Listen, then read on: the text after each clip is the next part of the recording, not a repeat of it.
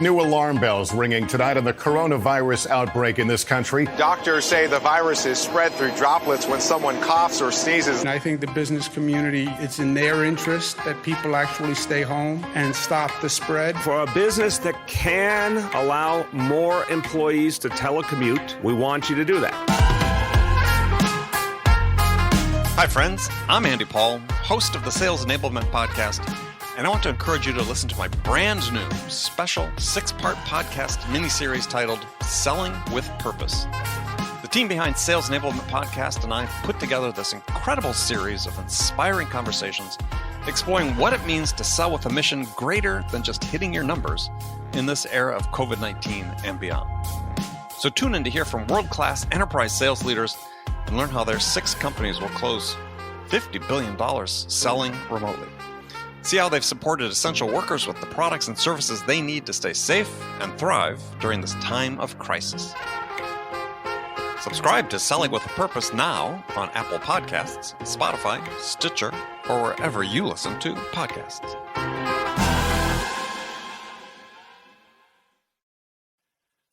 Guided selling from RingDNA makes your entire sales team more effective by revealing exactly what reps should do and when to do it.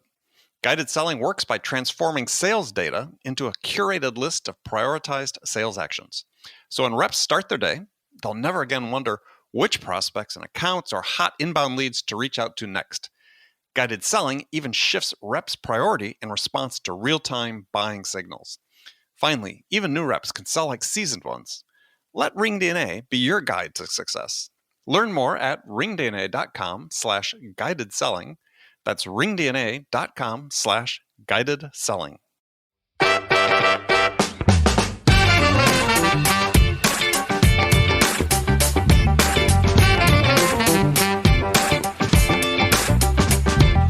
Here's my favorite example, billboards on the side of the road. The electronic ones are programmed with a lot of the data from the driving apps, Waze, Google Maps. And so the advertisers change the ads based on the demographic driving by the sign at any given time of day. Some of these signs have pollen counters in them, pollen sensors, I should say. And when the pollen level hits a certain level, it triggers ads for, Allegra, pharmacy, Target, CVS, whatever. So we live in a radically relevant world.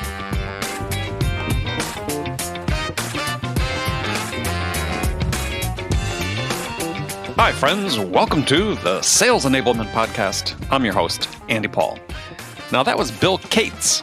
Bill's the author of the book titled Radical Relevance. Sharpen your marketing message, cut through the noise, win more ideal clients. And Bill and I are going to talk about what it means to be radically relevant in order to cut through the noise and grab a buyer's attention. Now, I always enjoy talking with Bill. He's a straight talker. And I really enjoy his emphasis on how sellers need to get out of their own heads about what differentiation is or what value is. Because if your buyer doesn't think you're differentiated or your buyer doesn't believe your value to be valuable, then it's not, is it? So stick around. We're also going to dive into a handful of Bill's 17 rules for relevance and how to use these rules to become critically compelling, to get buyers moving and keep them moving. And as I just mentioned, we'll dig into differentiation and how too many sellers have the wrong idea about what differences actually matter to their buyers. And we'll talk about value in the same light. What is the value that buyers need from you? They'll make a difference in their decision. So all that and much, much more. But before we get to Bill, I want to remind you to subscribe to this podcast wherever you listen to it. And if you subscribe, we'd certainly appreciate it if you could also give us your feedback about how we're doing in the form of a review. So thanks. And lastly, if you haven't connected with me on LinkedIn, please do. That's linkedin.com/in/real-Andy-Paul. All right, let's jump into it. Bill Cates, welcome back to the show. Andy Paul, great to be here. Thank you. Yeah, pleasure to talk to you again. It's been a while. Yeah, but I keep doing new stuff, so we better talk every now and then, right? Well, that's true. Put out new books and so on. So where have you been sheltering in place?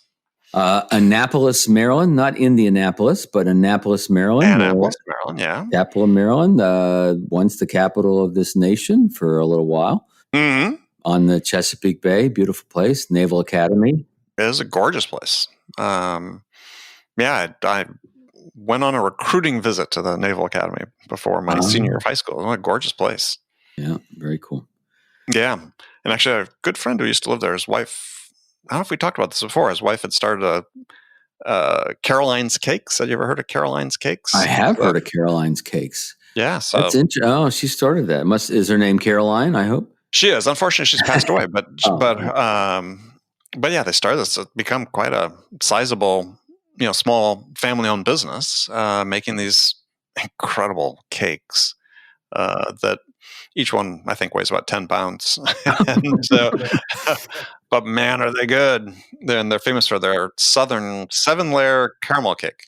Oh man, that would be my dream cake. Now you're making me hungry for. Well, you got to go online, carolinescakes.com. I will. If my buddy Chick is listening to this, giving you a plug. And we just had one. We sort of tried to pass a couple weeks during the shutdown with one of those cakes. Part of the reason my wife and I have both put on weight is anxiety eating at the time. But they call it the COVID-19. Yeah, just like the freshman 15. Yeah. Exactly. I got a few of those. Not trying to wean myself off that. So, But anyway, all right. Well, good. Annapolis, great place. So we're here to talk about your new book, Radical Relevance. Sharpen your marketing message, cut through the noise, win more deals. So first question is it's no longer enough just to be relevant? You have to be radically relevant? Well, I think we live in a radically relevant world. If we give a couple examples, Google, the ultimate relevance machine, you have a 7-word search, you type in 2 words and it already knows where you're headed. It's all built, right? The algorithms are built for relevance. Right.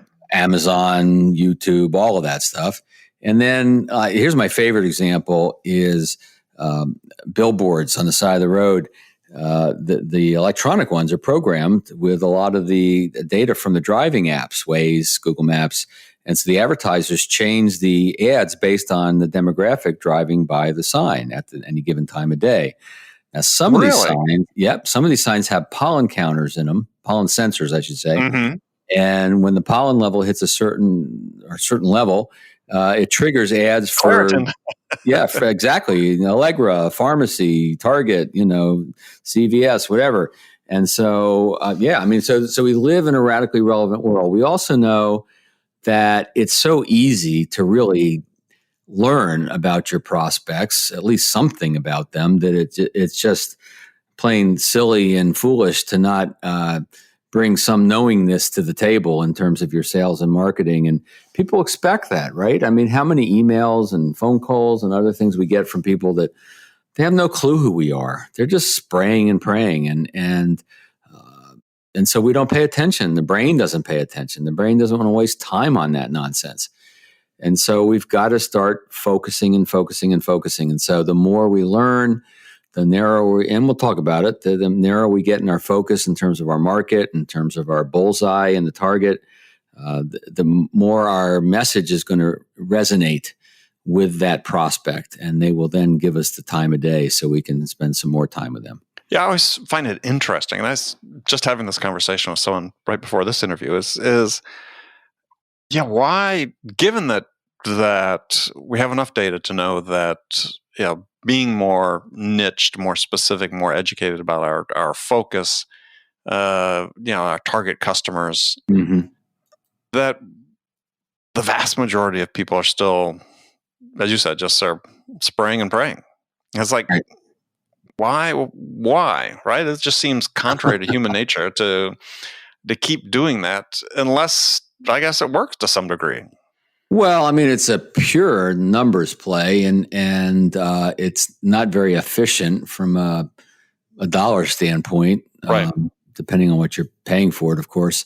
I mean, one thing you need to look at, any business needs to look at, is cost per opportunity, right? What does it cost you to get in front of someone? I don't care whether it's pure internet based or not. There's still a cost to getting in front of people, and so any business should know what that is. I think part of it, some cases, that's ignorance, just not knowing. They haven't really, been taught, trained, know how to do it. They don't think about it. Some people are lazy. I think salespeople, when you get down to the tactical level, sometimes they just don't take the time. Or maybe it could be a leadership management failure in the sense that they give people these scripts to use, whatever. Yeah, I mean, that the last interview we did was all about my processes around referrals and introductions. Right. And I've seen people who will get a referral, they'll get introduced to the new prospect, and then they go into their canned approach. They don't use the information they could be learning. From this person who knows them. There's cold research, which you get on the internet, and then there's the warm research that you get from the person who knows them. Right. And we should be using both. Yeah. Well, you said in the book up front, the 2 challenges for sellers, marketing message overwhelm, and then inertia. Right. And they're connected. Yes, they definitely are. I mean, the marketing message overwhelm will create inertia. People, hiding their head on the sand, whatever it is related to what you do, right? People avoid it, put it off.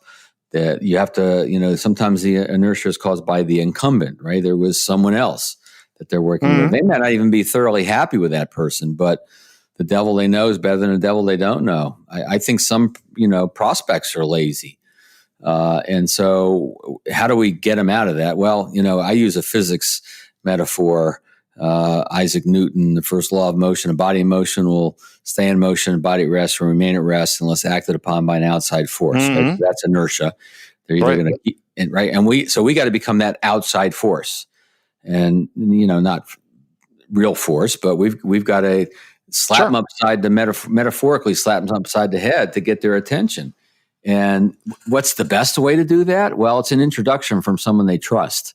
Right. So that's how this ties into all the work I've done with referrals, is that if you get introduced by someone that person already knows, likes, and trusts, then you're on their radar. They're probably going to give you the time of day and maybe set up a call. Anything short of that, it's tougher. Sometimes you can be, have some element of differentiation that really makes you stand out and will attract their attention.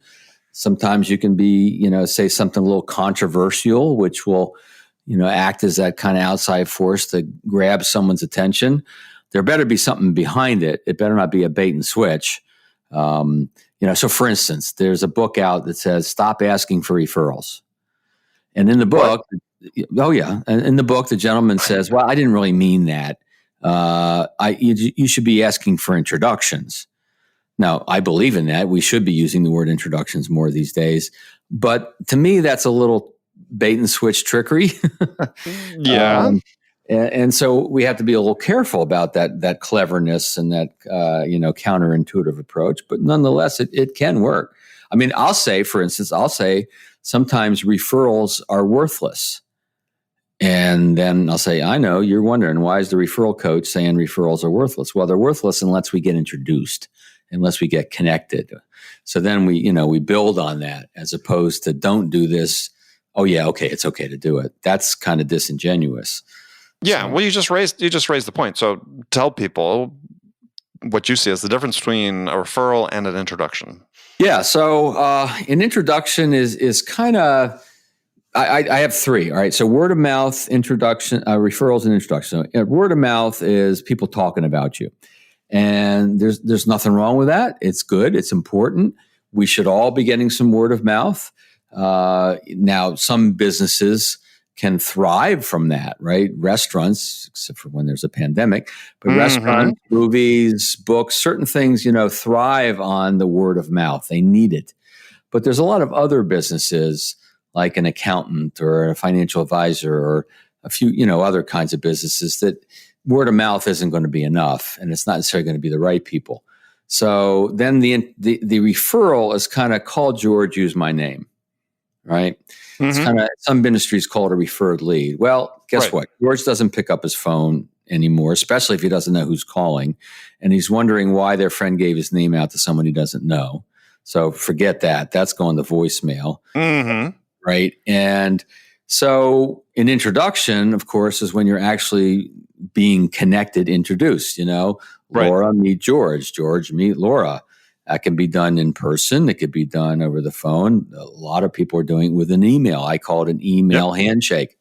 Right. But now that, you are able to follow through on that, and you have someone to talk to. be it virtually or, email or whatever. And so we need to think in terms of connections. And I tell people that they're not really done in this conversation until the connection's been made, till they, have a way to reach out to someone who knows they're reaching out, they're interested in hearing from them. Good quality connection's been made. So that's the basic differences. Yeah, and I think the critical point for sellers to think about is as you said, connection. The introduction is made. There's the handshake, the virtual handshake. Right.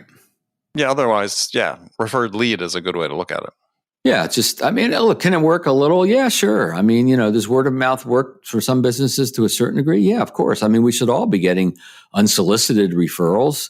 We should all, that's a barometer of our referability. We should all be getting some of those. If you're not having some of your clients or customers talk about you to others, then you better examine that relationship and the value that's been perceived. Exactly. Right. And certainly some businesses lend itself to that more than others. But that's kind of a barometer as far as I'm concerned. Well, it raises an interesting question how do you cultivate that? Right? It's obviously you want to be able to cultivate your users to give you these introductions, help with the word of mouth is what should you be doing? Yeah. So, well, first of all, you've got to create what we call engaged clients or engaged customers. And an engaged customer client is someone who appreciates your value. They like the ideas you suggest, the educational elements of your process, the questions you ask to get them thinking in ways they haven't thought before, and responsive service. And that's all kind of the value part of the relationship.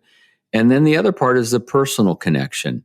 The personal side of the relationship. And I call it business friendships. It's not like your best buddies and or whatever, but your business friends. And anybody listening to this knows what I'm talking about because they've had them. And that's kind of, to me, that's the secret sauce of creating advocates, because when you do a great job for people and some will talk about you without you even asking, and then they'll be receptive to you asking, and you can get some introductions and all that. But then when they really like you too, then they want to help others with your value, but they also don't mind helping you. And so, right. And so they take a stake in your success a little bit, like you've taken a stake in their success. And so that's the secret sauce to really creating a lot more advocates for our business. And advocates typically will, number one, advocate for you. Obviously, they're going to, recommend you, vouch for you, but they're also going to pay attention to the connection. They're going to make sure the connection goes through. They're going to, they're going to bug you. Hey, have you called my friend yet? Or they're going to bug their friend. Have you called my person yet? And that's what we want, ultimately as advocates. And one of the best ways to create advocates, especially this business friendship, is client events, client appreciation events, customer appreciation events, where you get together with people in a social setting. There's all kinds of things that businesses do to get to know people and take that relationship to a higher level. This is particularly powerful in professional services, any kind of professional service business. And so then you can start to use those events for actually ways of getting introductions too. Well, it's like you see, tech companies have basically user events. Yes. Right? Where the users come, but then they bring their friends. They do. And they act as the salespeople. You don't even need the sellers to sell. Exactly. And even though it's a user event meant to be mostly centered around, the product, obviously, and the technology and all of that. However, there's the social aspect to it. And then, of course, the sales reps can schmooze with the users, and you just start to develop these relationships. So you see it with large companies, small companies. Anybody can be doing this sort of thing. And this, by the way, is back to the book of Relevance. This is how you remain relevant with your clients. Right. People say, how do you stay relevant? Well, I keep talking to my clients, and I talk to them on a social level. I talk to them on a business level. And I find out what their challenges are on both levels, to a degree on the personal. And that's how you stay relevant, is having these kinds of closer relationships. To me, radical relevance, it starts with like a relentless passion for just delivering a great product service relationship to your client. It's got to start with that. And it's about getting to know those people in ways that, the average business wouldn't take the time and energy to get to know them. And that's how you stand out. Yeah, that's rule number 9. Relevance begins with client obsession. Wow. You're actually looking at the book, my friend. Well, I read the book. So, but I think that's true. And there are companies that stand out for this. I mean, Amazon, obviously one of the larger companies in the world now, at least by value. Yeah, they have this legendary obsession with customers and improving the customer experience and to your point, your rule number 15 is your clients aren't mind readers, or you say prospect and clients, but if you want to have build this community of sort of raving fans, is you got to talk to them. Oh yeah, right? yeah, you do. And the way I see the world through, I joke in the book, I used to see the world through the glasses of referrals and introductions, right? That was, how do we leverage these great relationships? What are different ways to do that? Products, services, right? How do we take whatever we're doing, whatever the project, how do we add an element of referrals and introductions or word of mouth to it? And of course, now I'm seeing through bifocals, I guess. Now I'm also seeing through the idea of relevance and value proposition, but they go hand in hand. I mean, one of the reasons I got into this is I was interviewing a bunch of salespeople, and I was for a conference I was speaking at, and I said, all right, so you get some referrals? I go, yeah, great. What do you say to these prospects when you call them or reach out via email or whatever? And their value proposition was so lame that I got to write a book on this, right? Because I'm helping people meet more people, but they're not going to make the sale or get the appointment if they don't know what to say.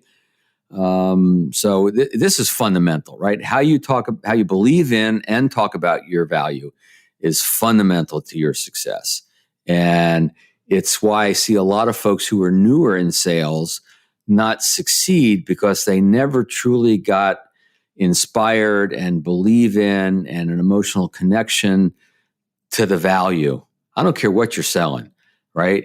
You're selling a product, you're selling a service, you're selling B2B, you're selling B2C. Whatever you do has an impact on a person. And if you can figure that out and know it and believe it and know you're doing good work, then that's that obsession. And that's how you be more relevant to them and bring better products and solutions and answers to their questions. And that's how you become referable. So they all go together. So yeah, back to your point about value, though. I mean, value is this, certainly in sales, it's become a cliche, right? It has. Yes. Yeah. What is value? And I think this is really important for sellers to understand, because it's they talk about creating value, delivering value, but if you ask them to really quantify that, be specific, what's the value? I really don't know for the most part. Well, and also value is in the eye of the beholder, right? So that's correct. We may be thinking we're bringing value, but we don't really know until we hear it. So, one of the things I teach is something I call a value discussion, where we want to check in and we want to say, how are we doing?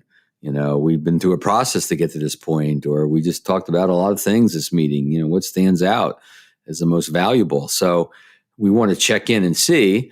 We also want to pay attention to value recognizing statements, because prospects, clients, customers, they all say good things about us. So hopefully some of them are saying good things about you.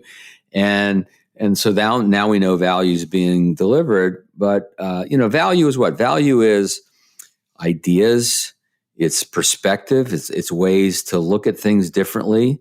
It's, it's helping people do a better job, be more effective, more efficient, understand what they're buying better. There's lots of ways to bring value. And I believe in leading with value. Every salesperson, every business, every marketing, because our society is so in tune to not wanting to be sold to. That, right? We have to lead with some help. Here's a way I can be of service to you, even if we don't do business. I know there's a way I can serve you in some way. And that's value, right? You show up with a prospect and you see they're doing something that they could do a little bit differently and better. You teach them. You don't expect to get paid for it. You just teach them. You show them. That's value. And then they start to like you and they start to trust you and they see that you have other points of value. And so it doesn't have to be this mysterious thing. It's just very specific things we can do with our prospects and clients. Yeah, and I just sort of take it a step further. I mean, for me, it is those things, but it's those things only if they help the buyer move closer to making a decision. Right.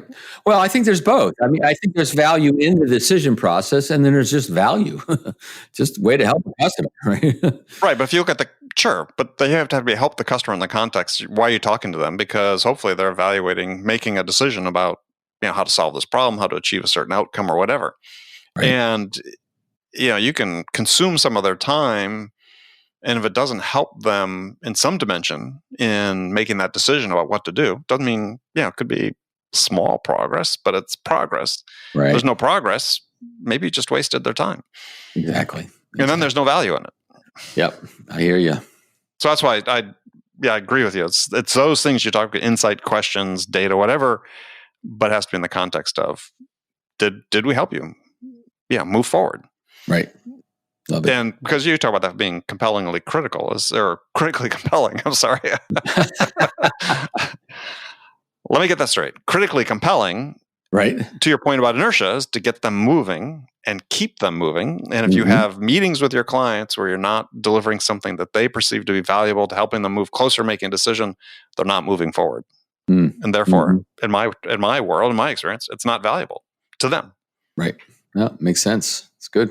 All right. We had violent agreement on those things. Violent agreement. But I mean, I think that, and you have this quote from Ardith Albee in your book, but it's looking different, which I thought was a great quote. Looking different in the marketplace isn't about what you or your company does; it's about your clients receive from what you do.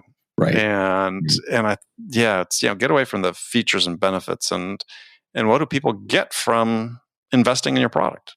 Yeah, I have one of the rules of relevance that you've already mentioned. The book has 17 of them, and one of them is only differences that matter.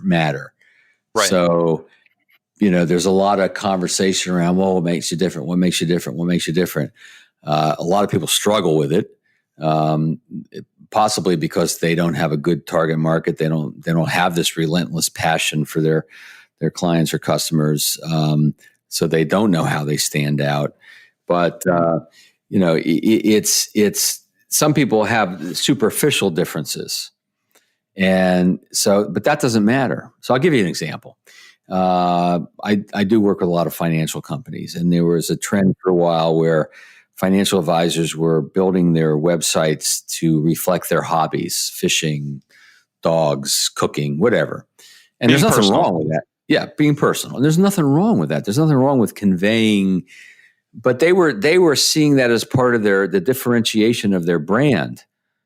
But that's not a differentiation that matters. I mean, it might matter to someone else who fishes. And so if all you want to attract is people who fish, well, then I guess that could be a differentiation, but it really doesn't belong. It doesn't have anything to do with financial planning. So only differences that matter. Another example, a banking client of mine, one of their, what they called unique selling propositions was the fact that they had been in business for 127 years. And I said, well, so what? Yeah, founded in a garage. Yeah, okay, that's different.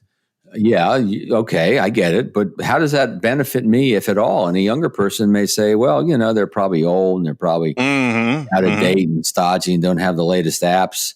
And someone older might think, okay, that's good. They've been around for a long time. They're not going anywhere. But we don't know that unless we communicate in a way that's relevant to our prospect. It has no value to our prospect if it isn't relevant to them. And so what I had them do is I had them go through this list of theirs and translate every one of those features that they thought were benefits into actual real live benefits. They could say, so what this means to you is this, or how this will show up to you is this, right? And so now they have things to talk about. And a lot of people confuse platitudes with differentiators. And what I mean by that is if almost any business can say it, then it's not a differentiator. Right. When I'm in front of an audience, I go, all right, raise your hand if you use the fact that you really care about your clients and you bring customized solutions. And, most of the hands go up. I go, all right, well, clearly it's not a differentiator if everybody in the room does it. Right. So, and it doesn't mean you don't talk about those things. I'm not saying you don't talk about them. Just don't expect that to be a differentiator. It's got to be something different. Well, a differentiator can and should be the experience the buyer has with you going through their buying journey. Absolutely. That's one of the biggest places. And it doesn't have to be the whole experience that makes you different, but there's certain ways you do things that bring more value, more, pleasure, peace of mind, saving time, saving money, et cetera, that does differentiate you from other people. Yeah. I mean, it's amazing, talking to sellers who think that it's all about the product. And on one hand, they'll say, well, buyer's emotion enters into decision-making and so on. But then they don't factor that into, well, what's the experience we give the buyer, during their buying journey, which we know from research is this incredibly complex thing that they go through, somewhat blind because they don't have a lot of experience maybe buying this type of product. So they're sort of making it up as they go. Well, yeah, how can you help them with that? If buying, and I believe that, buyers generally as a mission will say, look, we want to quickly gather information to make a good decision with the least investment of time and money possible. Well, how do you help that? By helping them how are you helping them achieve that? Through how you sell to them. Right. And that's a lot of what makes you referable. It's not, the product and end service and end product could be part of that for sure, but it's mostly the process of doing business with you. It's the process you took them through, as you say, through that buying journey, that at the end they go, wow, this is great, better than I expected. I know I made the right decision by the way, you helped me with this. And so when they talk about you, they don't just talk about this is a great product. They talk about, the process of learning about and buying it. Absolutely. That's what makes you referable. And you can become referable before a sale. If you have a great process, Absolutely. If you're educating folks, right, and all that, you can be referable even before the sale's made. Yeah. I mean, I agree. It's happened for me a couple times. I mean, but but to a point, you kept using the word you, and it really is you as an individual. That at the end of the day, oftentimes, they're offering to make an introduction of you, not your company. They're making an offer to introduce you to somebody in their network, somebody they're connected with, someone that you could help. Yeah, it's true. All right. Well, Bill, unfortunately, we've run out of time. But so how can people learn more about your book and get in touch with you? Sure, I appreciate that. A couple tools here, some free stuff. We have a guide, I should say, that's free to your listeners, and it's a nice combination of kind of good reflection of what we talked about here today with the things I've been doing around referrals and introductions for years, and my new material in the book Radical Relevance, and it's called exponentialgrowthguide.com. So go to exponentialgrowthguide.com. And you get that, it's free. And then the book, Radical Relevance, obviously where books are sold, meaning Amazon, and, audio and Kindle and all. But it's more than a book. And if I may, there was so much I wanted to put into the book. But I didn't want the book to be so large that people wouldn't read it, right? It becomes daunting, and that doesn't do anybody any good. So I created a Radical Relevance toolkit, and essentially it's a lot of the things that a lot of the very tactical and nitty gritty kind of things that I didn't put in the book that you get if you get the book. And so within the first several pages, it tells you how to register the book, and you get access to the perfect Radical Relevance toolkit. And just go to radicalrelevancebook.com, radicalrelevancebook.com, and you'll get into my world. Would love to help you. Love to see how I can be of service. Excellent. All right. People, check it out. Bill, thanks a lot. Thank you, Andy. Okay, friends, that's it for this episode. First of all, I want to thank you for taking the time to listen, and I'm so grateful for your support of the show. And I want to thank my guest, Bill Cates, for sharing his wisdom with us today. And if you enjoyed this episode, please subscribe to this podcast, Sales Enablement with Andy Paul, on iTunes, Spotify, or wherever you listen to podcasts. And if you could also leave us a rating or review and let us know how we're doing, we'd certainly appreciate it. And you can do all that on your phone in less than a minute as soon as this podcast is over. So thanks for your help. And thank you so much again for investing your time with me today. Until next time, I'm your host, Andy Paul. Good selling, everyone.